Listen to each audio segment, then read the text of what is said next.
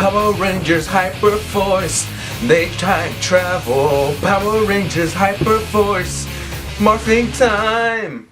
Yes, Power Ranger HyperForce episode 6, I believe. So, what we know so far is that Alpha has been infected with this weird virus. They're all with M and her little group, and they're going to Corn City. Vesper suggests that maybe this is a new time where the Alliance leader wins and everything is gone. M, who we met last week, is talking about the history of RPM. If you haven't seen RPM, it's A computer virus has built armies of robotic soldiers and taken control of our world. But there is still one place we can be safe. The domed city of Corinth. And the only hope we have left is... They're asking why Corn City, why that specific place, and then M says that there's been a broadcast on the radio saying that Corn City is the safest place to be because it's domed and you have to be there before their defenses go up. You can't go in.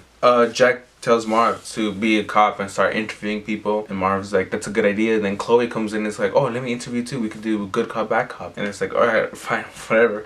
So they go and you see a guy in a car with a guy with beautiful hair, beautiful blonde hair, and they ask him like, hey, how you doing, like what are we doing? And then this guy, he's like, oh, we're just going to Corn City like everyone says. He goes, oh, okay, like what's your name? My name's Chaz. He was the one that was supposed to marry Summer in the wedding episode. So he's there and he's just like, yeah. And then Marvin's like, do you know what time, like what year it is? Like this is so messed up, like, you know, it's confusing me. And then he's like, oh, we're in 2009. And Marvin's like, 2009? That's kind of impossible, like, you know. He was questioning the timeline. So Marv goes back to the gang and he tells them like, this is 2009, and Jack is like, 2009, and this must be like a new timeline, some like one that's really bad. So Ann comes in with a car and they all get in. Chloe rides shotgun, the rest of the gang are outside in the trunk of the truck. They're like, hey, so how's it going back there? And Jack is like, polluted everywhere. So M asks for a yellow box and Jack is sitting on it, and it turns out inside that box is a radiation detector. So when M tells him like, oh, what's the number say, Jack doesn't really know how to use it, so he's just like, there's a 1 and a 2. It's between 1 and 2. It's not dangerous, but it's getting there. M tells them that people are getting sick from gamma sickness. They're all slowly being infected by it. And Vesper was like, nope, I can't deal with this. So she goes inside the car with Chloe and is like, scoot over, Chloe, I'm gonna be in here. So the girls are inside while the boys are outside suffocating and slowly dying. While they're driving to Corn City, M tells them more about this world, like tells them about the grinders, that this has been happening for a year. Yeah, so during that trip, Eddie loses the signal to the ship, so they can't really go back. Marv thinks that this is a bad future and that the timeline went wrong, that Power Rangers lost, so that's why everything is like this. But while they're talking, M eavesdrops and tells them that, oh, you know, we have Power Rangers here too, like they're in Corn City. So Marv is like, oh, okay, all hope isn't gone. So Marv suggests that if they're able to go inside the morphing grid, they're able to save Alpha and maybe go back in time before anything of this happens. While they're driving, they hear a message, Dr. K's message from RPM. Telling them to go to Corn City, the dome, time's running out. So this is where we get more character development between Vesper and Eddie. Smooth Eddie coming in along and wants to talk to Vesper alone, but they can't really have privacy since they're in a truck. So Vesper opens up more. She's telling Marva Baxter that she was adopted and she didn't really have anyone growing up. So it's kind of hard for her to interact with people. That's why she's the way. That's why she's like that, the way she is. Hard to talk to. She doesn't really have emotion some of the time. So, but Eddie, Smooth Eddie, knowing what to say at the right time, is like, don't worry, Vesper, you're special. Everyone has something special inside them, and your specialty is technology and just being who you are, you know, different. Team Betty. People say Vespi, but I just like Betty better since it's, I don't know, Vespi, Betty, I don't know. So while they're talking, Vesper confronts Eddie about something. She's saying that when this is all over, when their mission is done, when they save everyone, and when they go back home, that she wants to go on a date with Eddie. So Eddie's like, oh yeah, sure, you know what? Smooth Eddie's like, yeah, sure, girl, I'll take you on a nice ride on my Zord. No, he didn't really say that, but you know, he's shy about it. You know, he was blushing. After this is all over, Eddie's gonna take Vesper on a date so she can experience more human emotions. It starts to get dark, so M stops the truck, and you know, this is where they're gonna take a little break. Jack is worried about their safety since they're out in the open. This is where they start setting up tents, trying to take a break from driving and walking. Vesper makes a funny joke about how this whole world and this whole situation is intense. Get it? Because they're setting up tents. So they explore a little bit, check the perimeters. So while they're exploring, there's a sign that says Omega City. And they see a ice cream shop, a gelato shop. Chloe gets happy, but she realizes that this place has probably been abandoned for a long time. So I couldn't really focus on this episode a lot because during this time I was having fun with people. Okay, here's a little backstory before I continue this recap. So my name is Venzik, and every time I go on Twitch or talk to people, they pronounce my name as Venjix for some reason. During this episode, I was trying to talk during the chat and people saw my name, so I was having a little fun with that. They were like, "Hey, look, it's Venjix." Yeah, people were just I was just having fun with people saying like, "Oh, you know, this is my world. They're fighting against me. These are my machines. The Rangers will never win." So I was kind of more focused in that than part of the episode. So if I don't really make sense here, it's because that's probably the time where I was having fun. This part it's kind of confusing for me since I forgot what I wrote on my notes, but yeah, just bear with me. Chloe, Marv, and Jack are in the ice cream shop or the gelato shop. They search around and look for a place to see if there's food or any materials. Eddie and Vesper are around the people trying to set up tents. Eddie helps the family collect wood for a small fire. Vesper, for some reason, she confronts Chaz Winchester. So she confronts Chaz Winchester and is like, "You have beautiful hair for this kind of messed up world." And like, "Yes, I do, thank you." And Vesper's like, "I want to cut your hair." So she forcefully cuts Chaz's hair. A sandstorm is about to happen. They need to find a better place to hide or rest. Jack, Marv, and Chloe find this kind of storage room in the back of the gelato ice cream shop. So they're like, we could get people to stay in here while the storm is happening. So they're like, alright. So they get the people, they put them inside. So while the people are inside, Vesper tells jokes to make them smile and feel better about the situation. While Marv and Jack decide to go outside and keep watch in front of the shop. They have a little talk, but while they're talking, the sandstorm gets bigger and bigger. Jack is just like, "You know what, Marv, while we were, cops, you were a really good partner, but I want to tell you that I wasn't the reason you were fired." But once he was saying that second part, the sandstorm was picking up, so it was becoming louder and louder, so Marv didn't really hear the ending of that. But also while they're talking, they hear a weird noise like machinery. Chloe, Vesper, and Eddie are with the people, making sure that they're safe. So not knowing what that noise is, Marv and Jack draw their weapon. Since Marv and Jack can't really see what's happening outside due to the sandstorm, Marv gets hit by a laser beam. It turns out the grinders are there and flying their ships around. So Marv decides to kind of go on higher ground. So he's on top of the shop sign and gets any rope and starts throwing it in the sky. He manages to hit one grinder ship, but that didn't really do much. So Vesper also comes out and tries to help. She starts attacking blindly, with her disc, I think.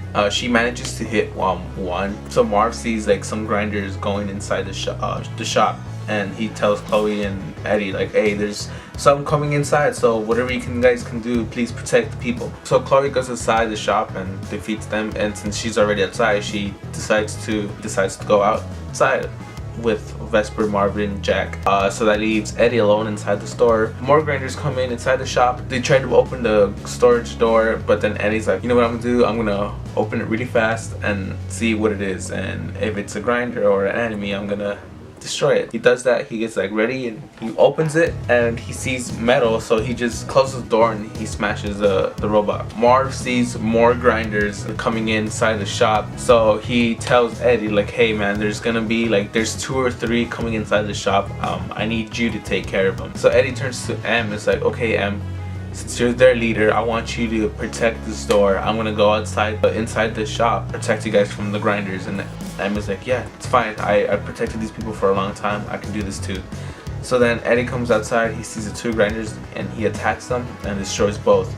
But when he destroys both, there's a big explosion and hears M screaming. So when he runs back inside the storage room, there's a big wall and everyone is gone except for M. So after that situation, everyone regroups at the gelato shop and M is on the floor. She's scared. The group that she was supposed to protect was taken away. Eddie starts blaming himself for running off and, you know, leaving them alone. Vesper promises to save the people and to take them to Corinth City. Again, like I said before, I was having fun in the chat, so during this part I kind of zoned out from the episode. So Vesper wants to save them, so she sees Chaz's car and tries to open it and take it. So she tries to punch the window open, but she couldn't. It hurt her hand. So someone finds this RV and they're like, maybe we can use this RV. So like, yeah, it's open. Let's go. Let's take it. So Vesper hotwires the RV and it works. So they're taking this RV to save the people. They suggest to drive in the backside of the shop because that's where the explosion happened. So when they go, they see tires.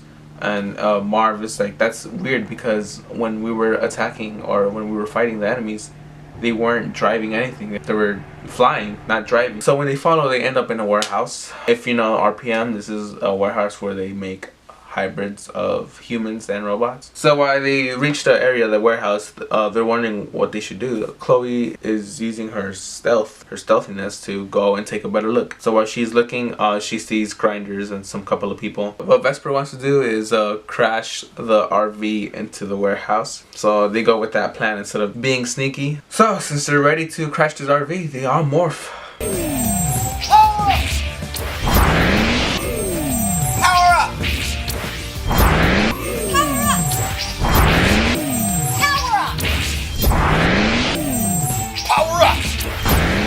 So Vesper gets the fire extinguisher from the RV and puts it on the gas pedal, and they're ready to crash the vehicle into the warehouse. The RV goes and crashes. So Granger's nearby hear the explosion, so they go out and they want to go play. Vesper is determined to save the people, so she rushes inside. Eddie is behind her, and Marv, Chloe, and Jack are outside fighting the grinders. So while Vesper and Eddie are inside, Vesper gets confronted by this weird monster, and it's none other than Kilobyte. So while Kilobyte was about to attack, Eddie comes in and like, sorry, she already has a date. Cheesy Power Ranger line. So outside, Marv sees the people, and they're happy to see them. Like, oh my god, it's the Power Rangers. They're here to save us. But back to Vesper and Eddie, the monster knocks Eddie back and then confronts Vesper again. He senses something within her, so he puts his hand on her head. It's like, yes, you too are one of us. And she gets infected by the Vengeance virus. Oh my god, this was crazy to see. So Kilobyte tells that Vesper, like, since you're on my side now, I want you to finish off your Ranger friends,